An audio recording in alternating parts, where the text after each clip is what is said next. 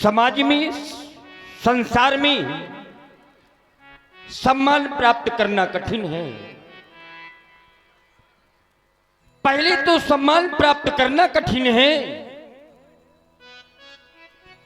लेकिन प्राप्त किए हुए सम्मान की रक्षा कर लेना ये उससे भी अधिक कठिन है। मैंने इन राजाओं का सम्मान किया, मैंने इन राजाओं का स्वागत किया, अभिनंदन किया, तो क्या ये राजा अपने सम्मान की रक्षा कर पाए? नहीं कर पाए। परिणाम क्या हुआ? सब नप भय जोग उपहासी और जैसे बिल विराग सन्यासी, जैसे बिना बैराग्य के सन्यासी उपहास का पात्र होता है, वैसे ही ये सब राजा उपहास के पात्र बन चुके हैं। अभी कुछ समय पहले जब हमारे बंदीजन ने प्रण की घोषणा प्रसारित किया, बंदीजन की घोषणा को जब राजाओं ने सुना तो ये समस्त राजा, ये समस्त वीर अपना अपना बल परीक्षण भगवान शंकर के पिनाक पर करने लगे, बल परीक्षण करने लगे, शक्ति परीक्षण करने लगे। और जब ये शक्ति परीक्षण करने लगे तो शक्ति परीक्षण के कुछ दृश्य आप लोगों ने भी देखा और मैंने भी देखा।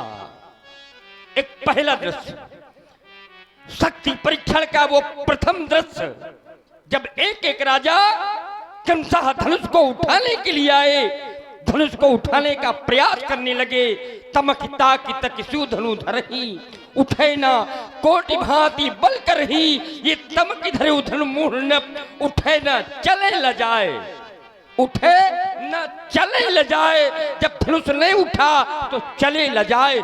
लज्जित होकर, शर्मिंदा होकर, संकुचित होकर अपने अपने मंचों की ओर जाने लगे। ये पहला दृश्य देखा गया।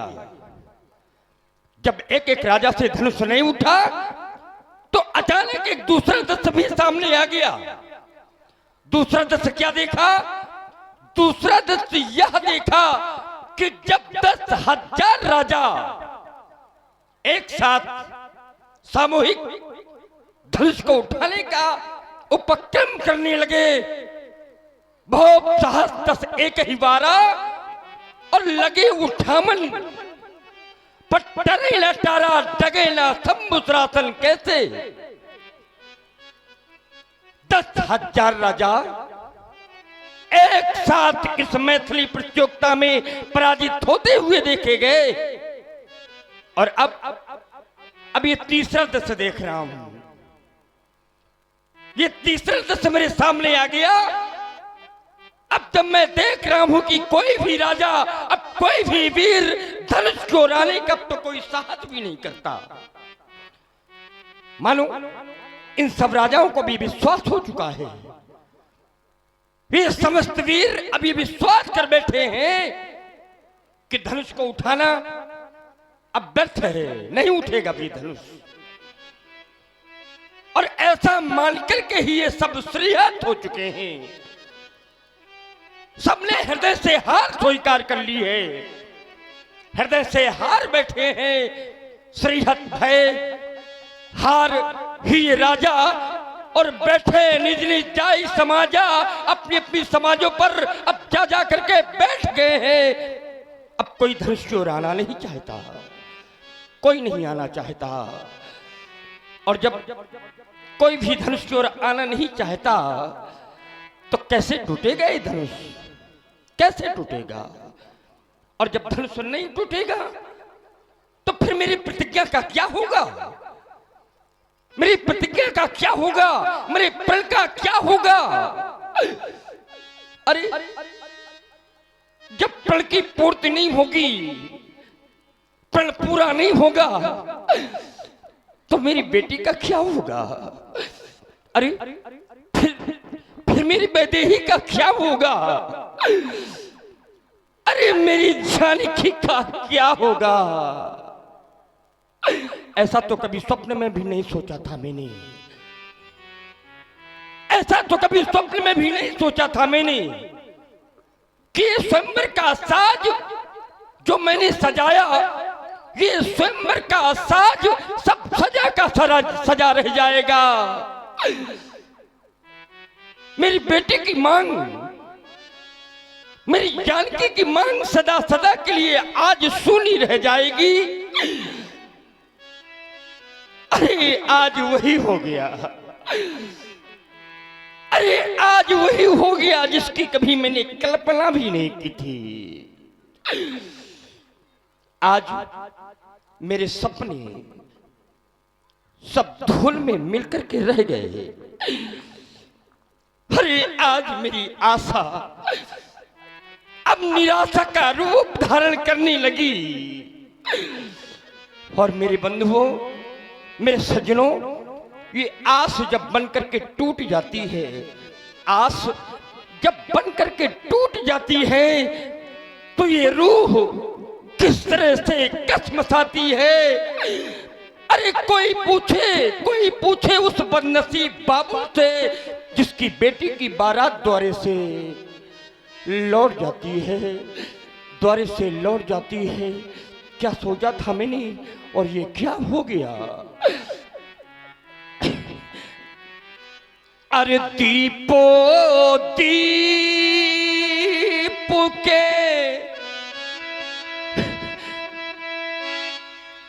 यहाँ भूपति नाना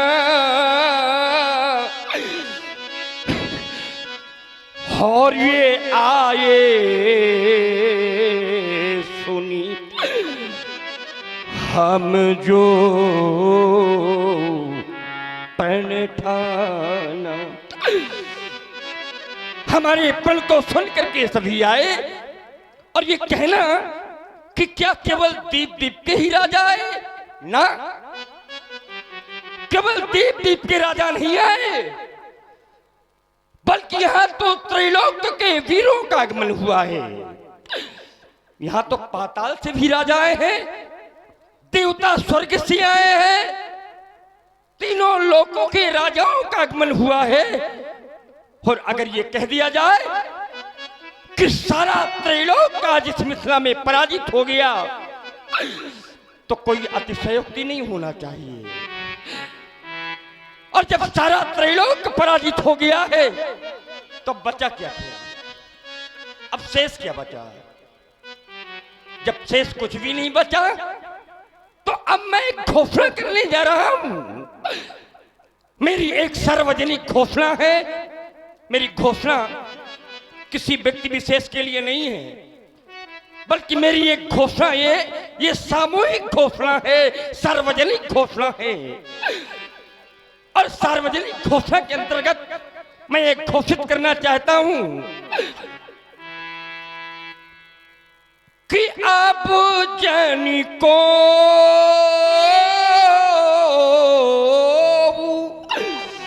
ध्यान दे। और ये जनक जी के सुंदर अभिनय पर प्रभाव को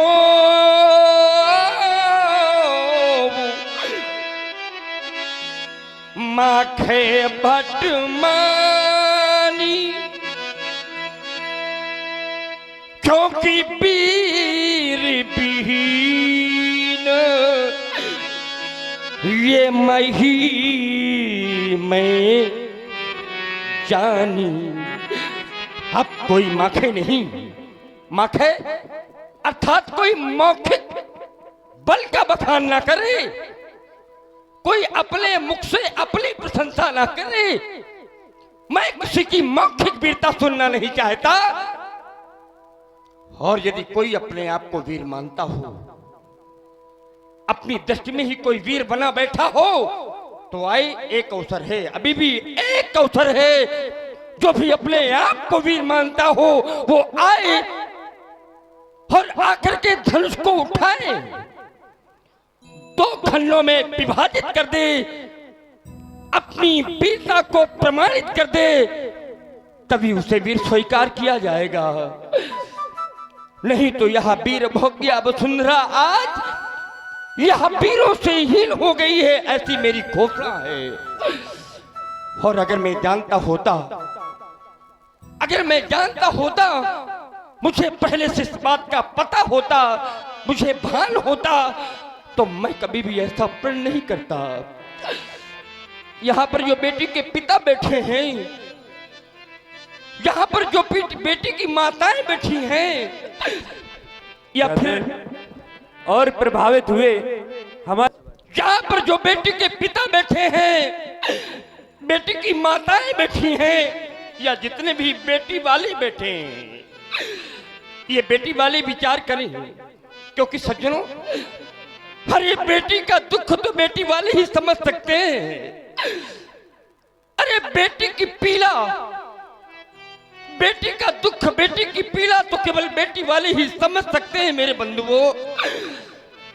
पर जिनके जीवन में बेटी है ही नहीं, जिनके जीवन में, जिनके आंगन में, जिनके घर में बेटी है ही नहीं, वो भला मेरी इस पीड़ा को कैसे समझ सकते हैं? क्यों? क्योंकि इस ग्रंथ में एक सिद्धांत लिखा गया। क्या लिखा गया? कि पर घर घाल को अरे लाज ना भीरा, और वो पांझ की जान प्रसव के पीरा। वो बांझ स्त्री, बांझ जिसके कोई संतान नहीं होती, तभी तो वो बांझ है। और वो बांझ स्त्री भला प्रसव की पीड़ा को कैसे समझ सकती है मेरे बंधुओं? क्योंकि जिसने कन्या जाई नहीं, अरे जिसने कन्या, अरे जिसने कन्या जाई नहीं, वो कन्या का दुख क्या जाने, वो कन्या का दुख क्या जाने। और जिन पैर पिमाई फटी नहीं, वो पीरी पराई क्या जाने। और अगर जानना है, अगर समझना है कि क्या होती है बेटी की पीड़ा, तो एक काम करना है, सब लोगों को एक काम करना है, याद करना है वो समय जब किसी की बेटी विदा होने लगती है मेरे बंधुओं, मेरे सज्जनों। उस समय को याद करें जब किसी की बेटी विदा होने लगती है, और विदाई के समय, जिस समय बेटी अपनी मां के हृदय से लिपट करके मां मां कह करके रोने लगती है, जिस समय बेटी मां के हृदय से लिपट करके मां मां कह करके रोने लगती है, तो कोई पूछे उस मां से जाकर के, कोई उस मां से जाकर के पूछे कि वो बेटी की मां अपनी बेटी को किस प्रकार से विदा कर पाती है, उस समय उस बेटी की मां की दशा क्या होती है। तो ग्रंथ में लिखा गया मां की दशा का वर्णन, मां के दुख का वर्णन आचार्य प्रवण ने लिखा। क्या लिखा? कि बहुरी बहुरी, अरे बहुरी बहुरी भेट ही महतारी,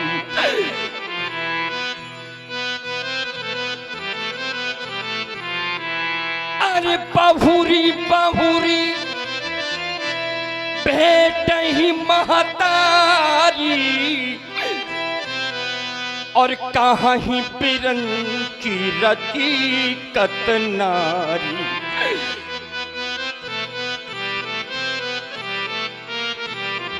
बार बार वो बेटी की मां अपनी बेटी को अपने हृदय से लगाती है, और उस विधाता से कहती है कि विधाता, अगर मेरी बेटी को मुझसे जीवन भर के लिए दूर करना था तो तुमने मेरी कोख से बेटी को जन्म क्यों दिया। याद करें वो समय मेरे सज्जनों, मेरे बंधुओं, जब लिपट लिपट कर मां से रोए बेटी, अरे जब लिपट लिपट कर मां से रोए बेटी, तो वो माँ व्याकुल हो जाती है, वो माँ व्याकुल हो जाती है। माँ करती क्या है, तो बेटी के मुख को चूम चूम, अरे बेटी के मुख को चूम चूम और छाती से उसे लगाती है। माँ अपनी बेटी को समझाती है, छाती से लगाती है, अपनी बेटी से कहती है, बेटी एक वो समय था जब मैं इस घर में दुल्हन बनकर के आई थी। उस माँ को अपना अतीत याद आने लगता है।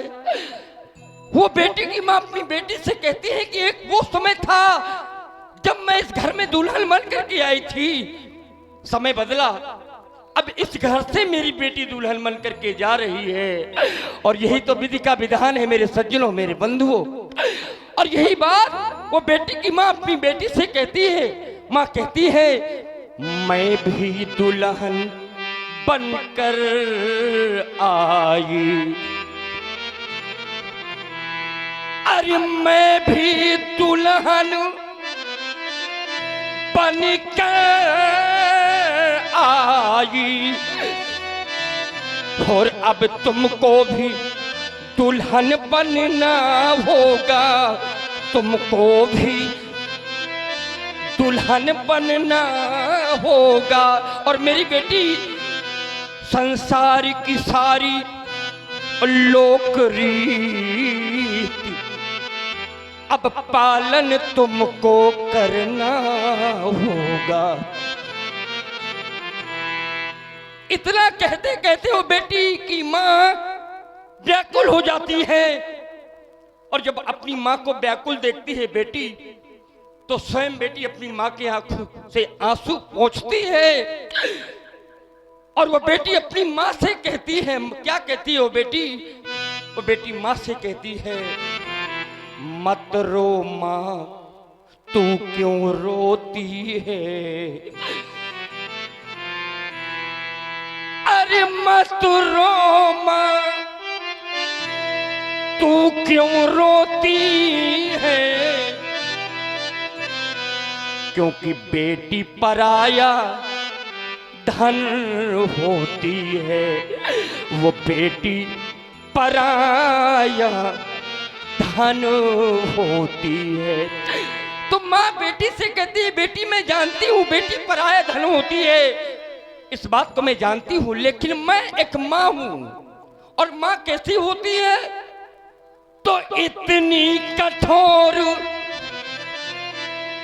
अरे इतनी कठोर कहाँ होती है? क्योंकि माँ भी तो आखिर माँ होती है, वो माँ भी तो आखिर माँ होती है।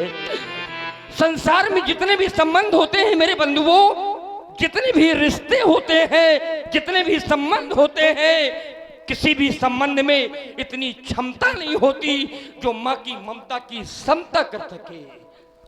और सुन रहे हैं आप सभी लोग, महाराज माता नहीं होती, ध्यान दीजिएगा, माता केवल माता नहीं होती, माता निर्माता भी होती है। माता निर्माता भी होती है, अपनी संतति के भाग्य का निर्माण करती है, इसलिए माता भाग्य विधाता भी होती है। और तभी तो हमारे आचार्य कहते हैं मेरे बंधुओं कि सब की है तोल माँ की, अरे नहीं कोई तोल अरे सबकी है तोल माँ की, अरे नहीं कोई तोल, क्योंकि मैया की ममता का नहीं कोई मोल। अरे मैया की ममता का नहीं कोई मोल। माँ से भेंट करते करते अचानक उस बेटी की दृष्टि अपने पिता के ऊपर पड़ती है, और वो बेटी देखती है कि ये कोने में खड़े खड़े मेरे पिता भी रो रहे हैं। समाज में बहुत से ऐसे बेटी के पिता यहां पर बैठे हैं, बहुत से बेटी के पिता यहां पर बैठे हैं जो अपनी बेटी की विदाई कर चुके हैं, और बहुत से बेटी के पिता ऐसे भी यहां पर बैठे हैं जिन्हें भविष्य में अपनी बेटी को विदा करना है। मेरे बंधुओं, याद करें विदाई का वो समय जब मां से भेंट करते करते अचानक उस बेटी की दृष्टि अपने पिता के ऊपर पड़ती है, और बेटी देखती है कि कोने में खड़े खड़े मेरे पिता भी रो रहे हैं, तो दौड़ करके जाती है वो बेटी और अपने पिता के हृदय से लिपट करके पिता पिता कह करके रोने लगती है। और वो बेटी अपने मन में कुछ सोचने भी लगती है। क्या सोचने लगती है उस बेटी? कि जन्मदाता मेरे अरे दूर अब मुझसे हुए,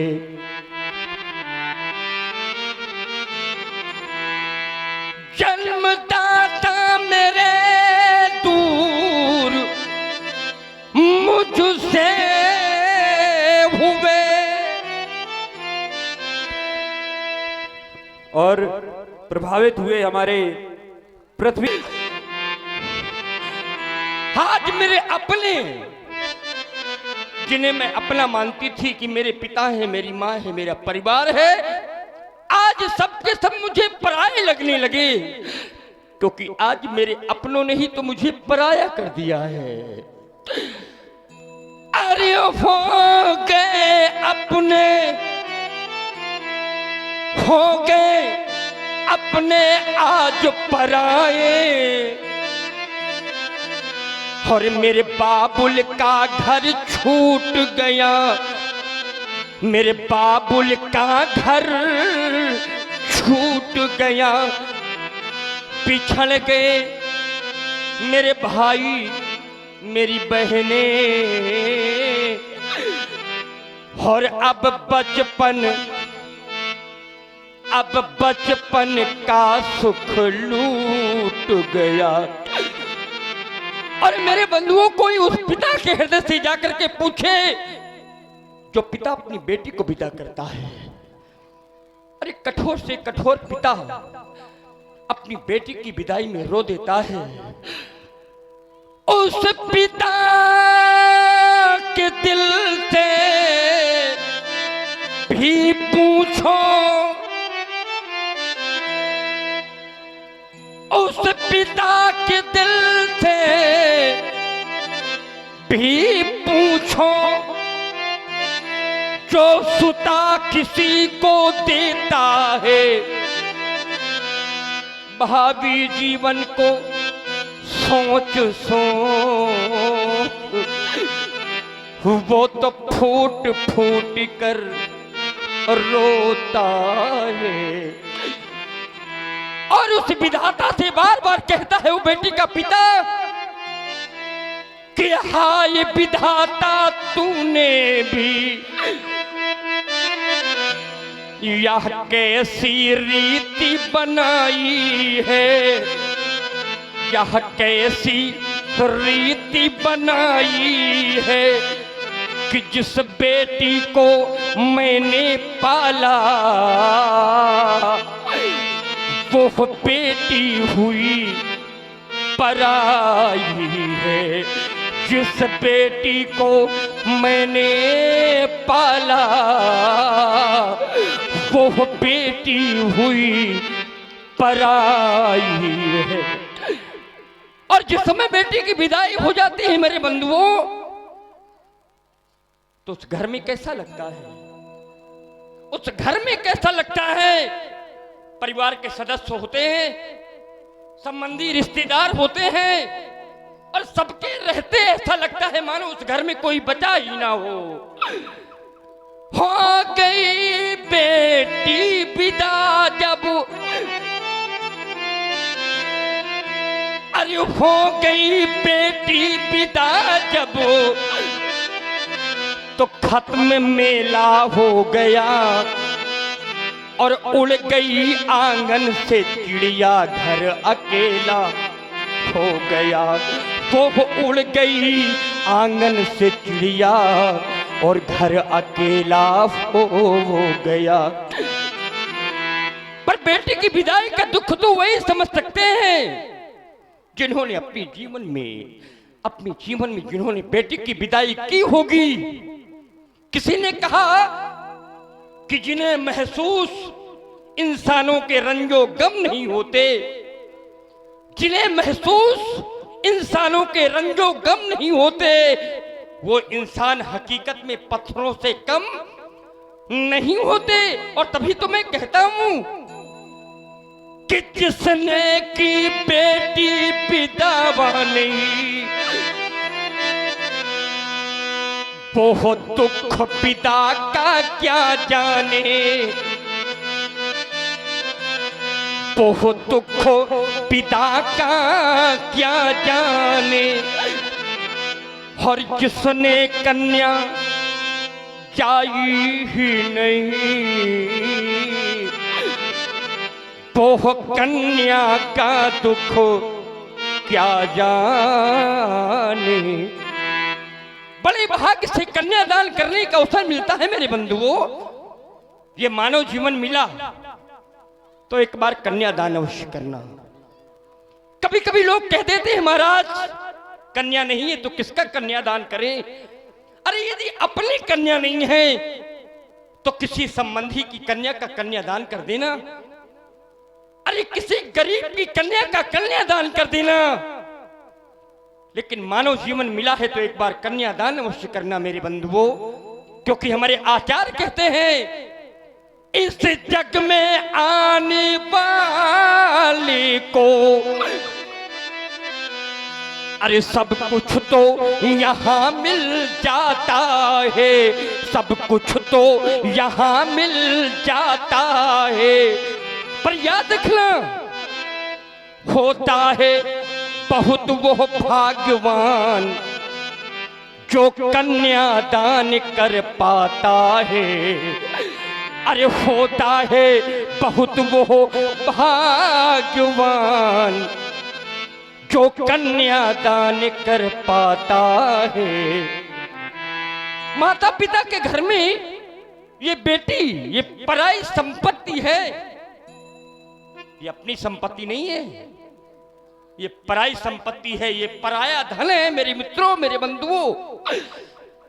और संसार का कोई भी पिता इस धन को जीवन भर अपने घर में नहीं रख सकता।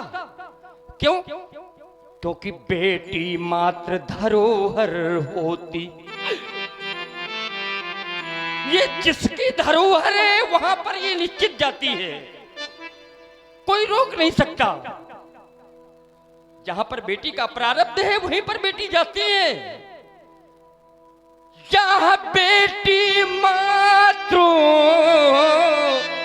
धरोहर होती और करना पड़ता इसका दान, सब दानों में दान श्रेष्ठतम, सब दानों में दान श्रेष्ठतम और महादान है कन्यादान, महादान है कन्यादान। कन्यादान के समय आप लोगों ने देखा होगा एक रस्म होती है जिसे लावा परोसना कहते हैं। भाई के द्वारा बहन को लावा परोसा जाता है। और आप लोग जानते हैं कि वो लावा काहे का होता है? वो लावा धान का होता है। अच्छा, ये लावा धान का ही क्यों होता है? धान का इसलिए होता है क्योंकि धान की बेल पहले कहीं उगाई जाती है, फिर उस बेल को उखाड़ करके वो बेल दूसरी जगह कहीं लगाई जाती है। और यही तो कन्या का जीवन होता है मेरे बंधुओं।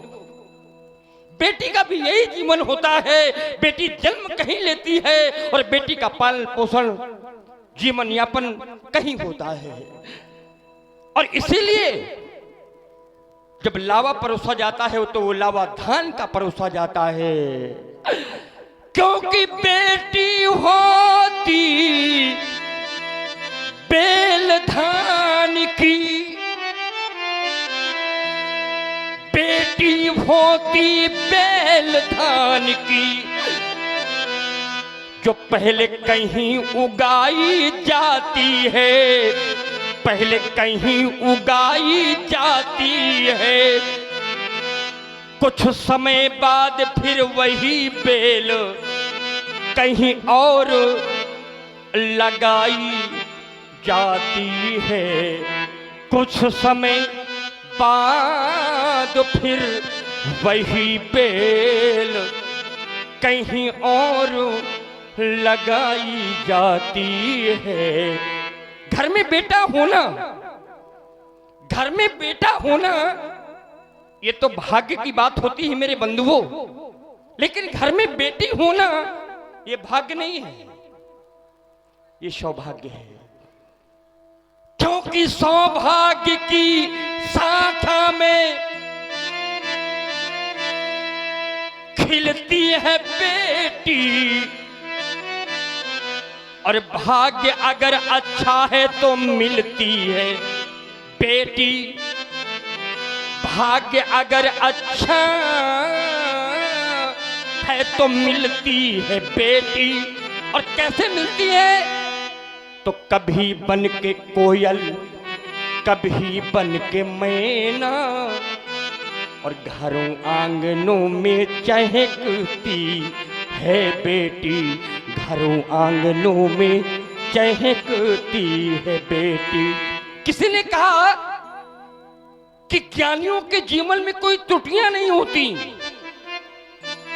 जो ज्ञानी होते हैं, ज्ञानियों के जीवन में कोई त्रुटियां नहीं होती। और महल राजाओं के होते हैं, कोई कुटिया नहीं होती। और बड़े अभागे हैं वो लोग निरा इस जमाने में जिनके घर आंगन में कोई बिटिया नहीं होती। तो किसी ने कहा कि आन बान साल को संवारती हैं बेटियां, आन बान साल को संवारती हैं बेटियां, मान स्वाभिमान को निखारती हैं बेटियां, दुर्गा और लक्ष्मी रूप धारती हैं बेटियां। बाबुल का दर हो और चाहे साजन का घर हो, लेकिन दोनों कुलों को ही तारती हैं बेटियां, दोनों कुलों को ही तारती हैं बेटियां। और मेरा इतना बड़ा दुर्भाग्य, इतना बड़ा दुर्भाग्य कि मैं अपनी बेटी का कन्यादान न कर सका। आज मेरा दुर्भाग्य मेरे सामने आ गया। क्या सोचा था मैंने और ये क्या हो गया? बहुत बड़ी भूल हो गई, बहुत बड़ी भूल हो गई। नहीं करता मैं ऐसा प्रण तो आज ये दशा नहीं होती, आज ये समय हमारे सामने नहीं होता। बहुत बड़ी भूल हो गई, भूल हुई क्या मुझसे भारी, भूल हुई क्या मुझसे भारी। अरे रह गई कुंवारी ये सुता हमारी, भूल हुई क्या मुझसे भारी, भूल हुई क्या मुझसे भारी। रह गई कुंवारी ये जनक दुलारी, बोल हुई। क्या करूं, अब तो कोई मार्ग भी दिखाई नहीं देता, कोई विकल्प, कोई मार्ग, कोई रास्ता भी सुझाई नहीं देता। क्या करूं मैं? क्या प्रण का परित्याग कर दूं? और यदि प्रण को छोड़ता हूं मैं तो सुकृति जाए जो प्रण परिहरऊं, कुंवरी कुंवारी रहे क्या करूं, क्या करूं? क्योंकि क्षीण साधन हुए अब सकल।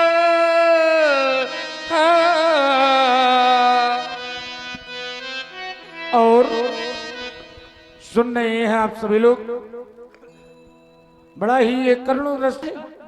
बंधुओं, मेरे सज्जनों, जिस कन्या को संपूर्ण जीवन अपने पिता के महलों पर बिताना पड़े, पिता के घर में बिताना पड़े, और यही सोचकर कि मेरी सीता, मेरी जानकी रोने लगी, और रोने लगी अब सिया,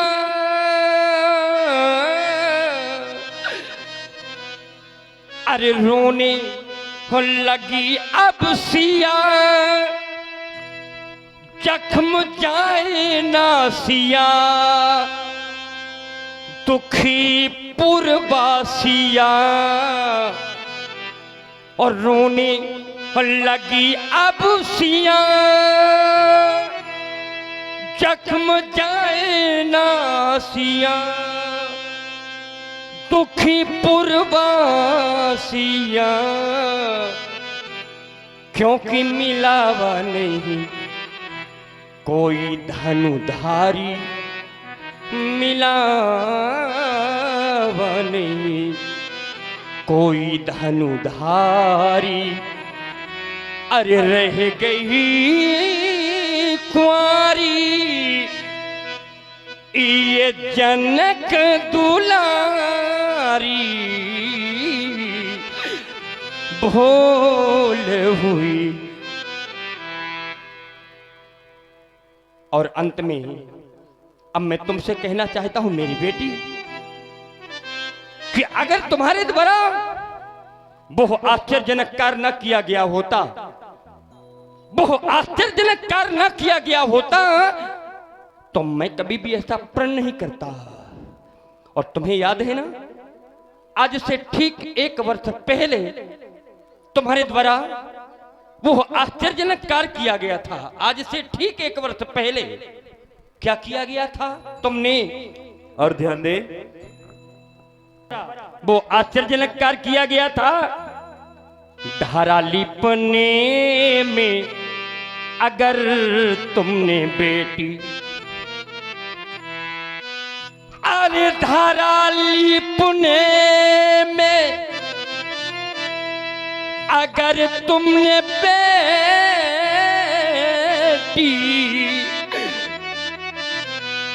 धनुष को जो कर से उठाया न होता, धनुष को जो कर से उठाया न होता, तो सच कहता बेटी मेरे हृदय में वो धनुर्भंग का भाव आया न होता, वो धनुर्भंग का भाव आया न होता, और न कैलाश तज कर, न कैलाश तज कर, वो शिवानाथ आते, और मुझसे कठिन प्रण कराया न होता, तो जग में हंसी यूं न होती हमारी, और ये धनुष यज्ञ हमने रचाया न होता, ये धनुष यज्ञ हमने रचाया न होता। मैं जानता हूं कि हानि लाभ, जीवन, मरण, यश, अपयश, विधि हाथ और सब कुछ अब विधाता के हाथ में सौंपते हुए केवल इतना कहना चाहता हूं 2 पंक्तियों में, केवल इतना मन में चिंतन होने लगा, मैं विचार करने लगा, मैं ये सोचने लगा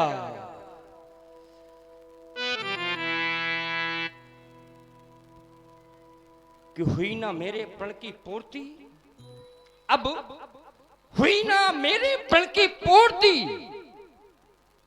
अनाई पीरों में फूर्ति, रह गई मेरी सुषमा मूर्ति, उजड़ता जाता मेरा बाग, ये उजड़ता जाता मेरा बाग और झुलस के मेरे हृदय के ताग।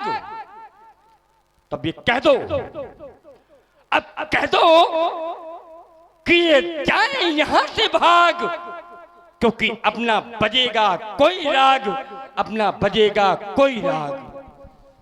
और प्रभावित हुए हमारे योगेंद्र सिंह रघुवंशी जी, प्रोप्राइटर बालाजी पैलेस एवं किराना स्टोर, इनके द्वारा